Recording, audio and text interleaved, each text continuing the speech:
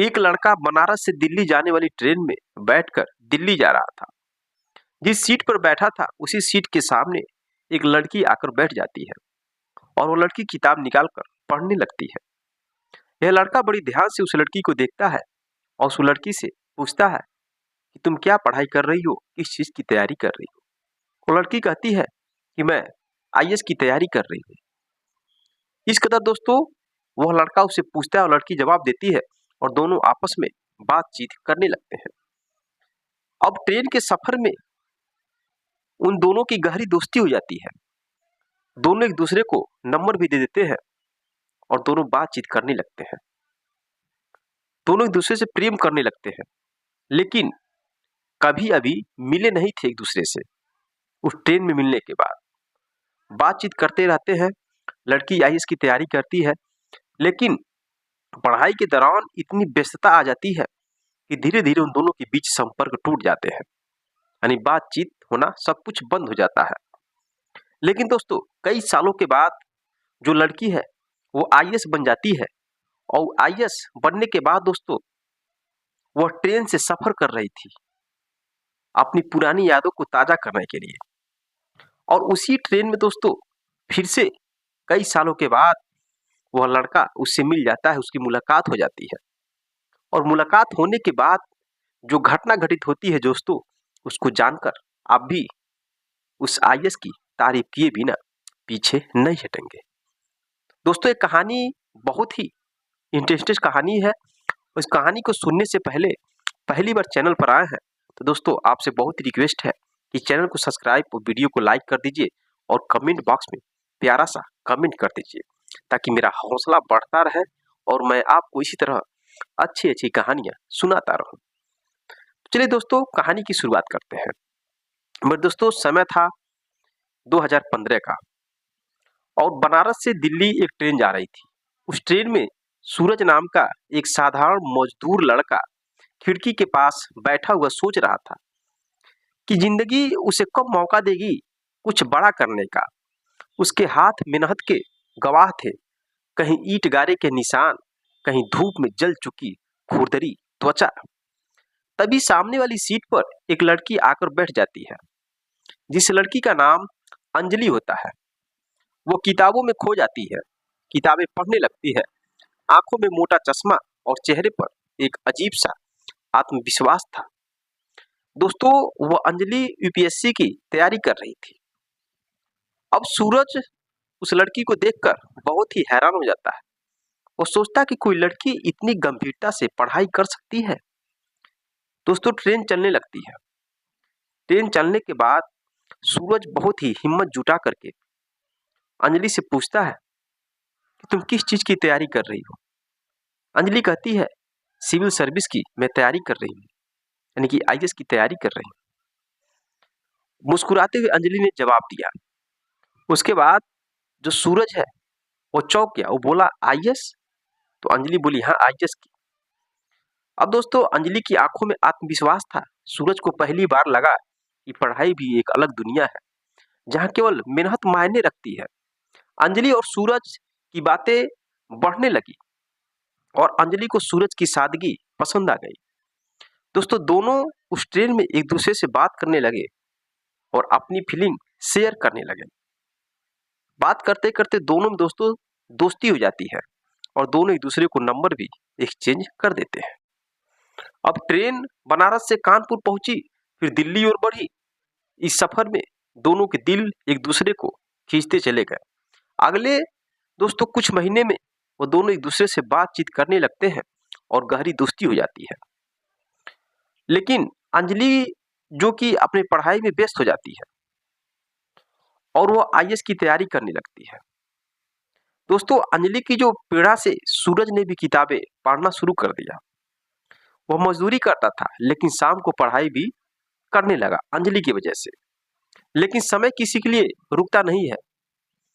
Anjali IAS की तैयारी करती है और दोस्तों उसके अंदर इतनी व्यस्तता आ जाती है कि सूरज से उसके संपर्क टूट जाते हैं और दोनों आपस में बातचीत करना बंद कर देते हैं। ट्रेन में जब मिले थे उसके बाद फिर कभी दोबारा मिले नहीं। कुछ महीनों तक बातचीत हुई दोस्ती हो गई, लेकिन फिर दोनों के बीच संपर्क टूट जाते हैं।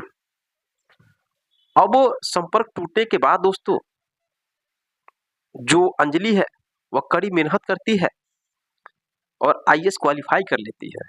आईएएस का एग्जाम निकाल करके प्री और मेन वो आईएएस बन जाती है। आईएएस बनने के बाद दोस्तों, साल 2023 का समय था। उसके अंदर न जाने कैसे भावना आई कि मैं लोकल ट्रेन से सफर करूं। अभी आईएएस बने ज्यादा दिन नहीं हुए थे, अभी पोस्टिंग भी नहीं हुई थी। वो ट्रेन से सफर फिर कर रही थी दिल्ली से बनारस के लिए, और उसी ट्रेन में दोस्तों फिर से सूरज से उसकी मुलाकात हो जाती है। और सूरज अभी भी मजदूर ही था। वह पढ़ाई तो किया थोड़ा बहुत, लेकिन कुछ आगे नहीं बढ़ पाया। उसके परिवार की जो कंडीशन थी, इसके वजह से वह अपनी मजदूरी में ही लिपटा रहा, उसी में उसकी जिंदगी चल रही थी। अचानक मुलाकात हो जाती है। अंजलि देखती है सूरज को और सूरज देखता है अंजलि को। दोनों कुछ पल के लिए एक दूसरे को देखते ही रह जाते हैं। दोस्तों 8 साल के बाद दोनों की नजरें एक दूसरे को देख रही थी। अंजलि ने धीरे से कहा, सूरज तुम। तो सूरज चौंक गया। उसने सामने देखा और कुछ देर तक उसे विश्वास ही नहीं हुआ कि यह अंजलि है। दोस्तों दोनों कुछ देर तक एक दूसरे को देखते रह गए और बैठकर दोनों बातें करना शुरू कर दी। दोनों ने 8 साल की कहानियां एक दूसरे से साझा की। सूरज अब भी मजदूरी कर रहा था और अंजलि अब सरकारी फैसला ले रही थी। सूरज अब भी मजदूरी कर रहा था और अंजलि अब बड़े सरकारी फैसले ले रही थी। बातों बातों में अंजलि ने बताया कि उसकी शादी तय हो चुकी है। सूरज ने कहा, क्या? तो अंजलि कही, हाँ मेरी शादी तय हो गई है और जो लड़का है वो भी आईएएस है और मुझसे 2 साल सीनियर है। दोस्तों सूरज के चेहरे पर हल्की मुस्कान थी, लेकिन आवाज में कुछ टूटा सा गया था। अब सूरज पूछता है, क्या शादी तुम्हारी मर्जी से हो रही है, तुम्हारे परिवार की मर्जी से हो रही है? तो अंजलि कहती है, हाँ मेरे परिवार की मर्जी से शादी हो रही है। दोस्तों सूरज ने अपने भीतर की हलचल को छुपाने की कोशिश कर रहा था। बोला, अच्छा ठीक है, लड़का तुम्हारे बराबरी का है। अब उसने कहा इस तरह से, लेकिन अंजलि की आंखों में एक अधूरी कहानी नजर आ रही थी। अंजलि अब पुरानी हुई बातों को सोचने लगती है उस सूरज के बारे में। अंजलि को एहसास हुआ कि वह सूरज को अब भी प्रेम करती है। क्या उसने सिर्फ समाज और परिवार के दबाव में आकर ही यह शादी स्वीकार की थी? ट्रेन के सफर में ही उसने महसूस किया कि पैसा, प्रतिष्ठा और ऊंचा ओहदा सब कुछ होने के बावजूद वह अब भी सूरज के बिना अधूरी थी। लेकिन क्या वह शादी तोड़ सकती थी? क्या समाज और परिवार उसे इसकी इजाजत देगा? दोस्तों अगले स्टेशन पर सूरज उठकर खड़ा हो गया और सूरज कहता है, अंजलि तुम्हारी मंजिल आ गई। अंजलि कुछ कहना चाहती थी, लेकिन शब्द नहीं मिले। सूरज कहता है कि तुम्हारी दुनिया अलग है अंजलि, और मैं अब भी वही मजदूर हूं जो तुम्हारे सपनों में नहीं आ सकता, तुम्हारे सपनों से बहुत दूर हूं। इतना कहकर सूरज ट्रेन से उतर गया। अब अंजलि जब घर पहुंची तो उसकी शादी की तैयारियां धूमधाम से चल रही थी, लेकिन उसका मन अब भी ट्रेन में छूटी उस अधूरी मुलाकात में अटक गया था। उसने अपने माता पिता से बात करने की कोशिश की, लेकिन समाज और प्रतिष्ठा का डर उसके सर पर सवार था। अंजलि ने बहुत हिम्मत जुटाकर अपने माता पिता से इस छोटी सी प्रेम स्टोरी को बताने लगी।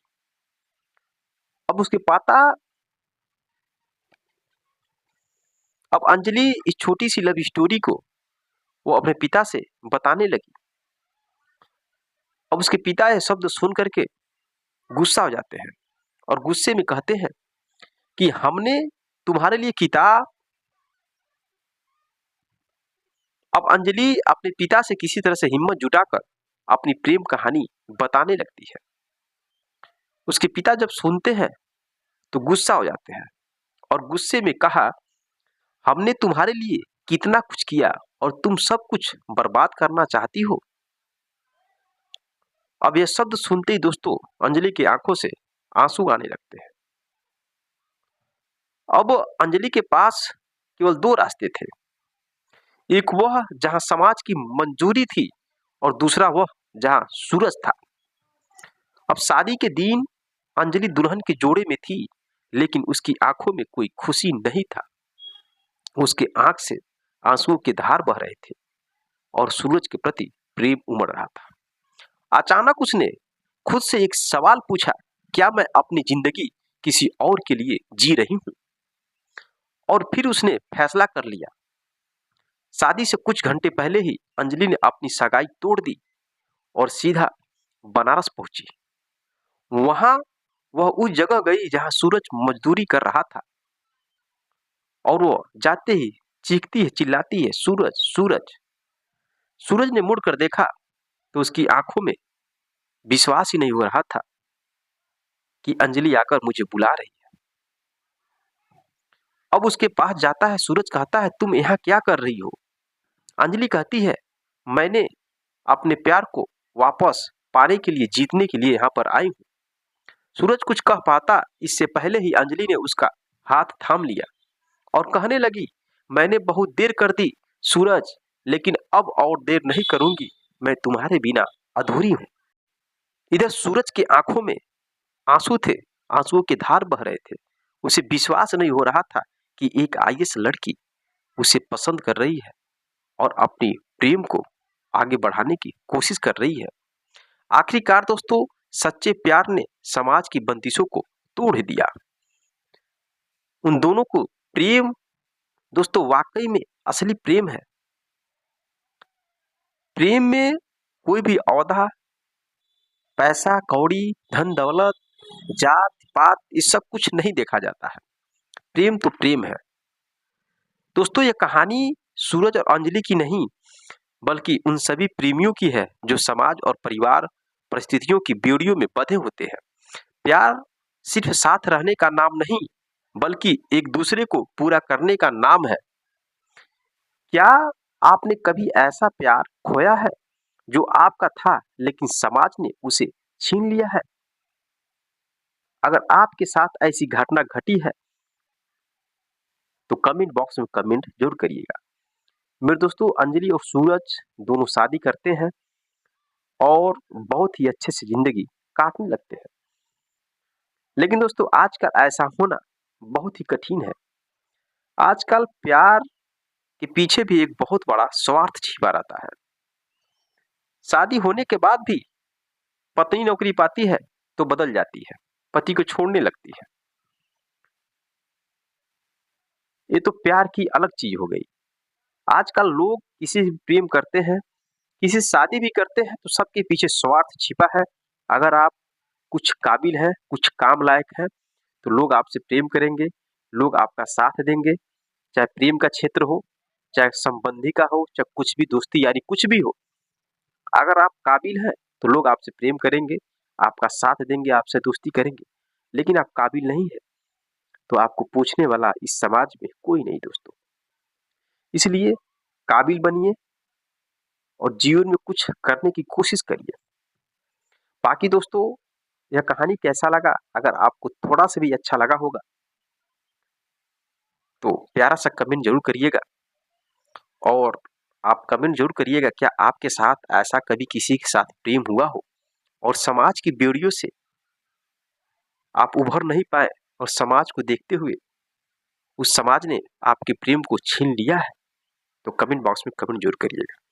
बाकी मिलते हैं नेक्स्ट वीडियो में नेक्स्ट कहानी के साथ। तब तक के लिए जय हिंद, जय भारत।